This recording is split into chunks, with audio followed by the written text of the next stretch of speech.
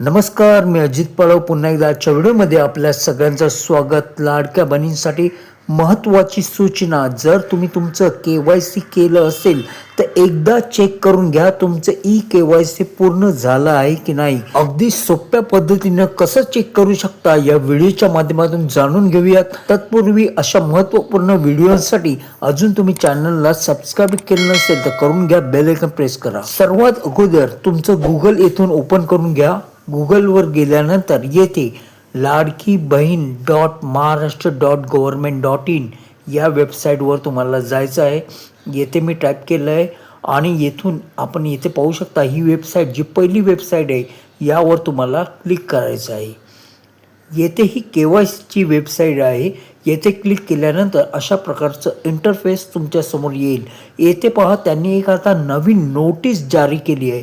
ही notice काय आहे मी तुम्हाला झूम करून एकदा वाचून दाखवतो. त्यांनी म्हटलं आहे KYC प्रक्रिया राबवित असताना लाभार्थ्यांकडून पर्याय निवडताना संग्रह असल्यामुळे KYC करताना चुका झाल्या असल्यास किंवा पती किंवा वडील हयात नसलेल्या तसेच घटस्फोटित लाभार्थ्यांची KYC प्रक्रिया पूर्ण करण्यासाठी किंवा अद्याप KYC प्रक्रिया पूर्ण केली नसल्यास येथे क्लिक करा. पुढे त्यांनी नोटमध्ये काय म्हटलंय ते देखील पाहूयात. ही एक वेळा सुधारणा करण्याची अंतिम संधी वन टाइम एडिट ऑप्शन असून हा पर्याय दिनांक 31/12/2025 पर्यंत उपलब्ध करून देण्यात आलेला आहे. म्हणजेच या एडिट बटनचा उपयोग तुम्ही एकाच वेळेला करू शकता. त्यामुळे जपून आणि सावधगिरीने हा उपयोग करा. त्यानंतर तुम्हाला येथे क्लिक करा या बटनवर क्लिक करायचं आहे. त्यानंतर येथे अशा प्रकारचा इंटरफेस दिसेल.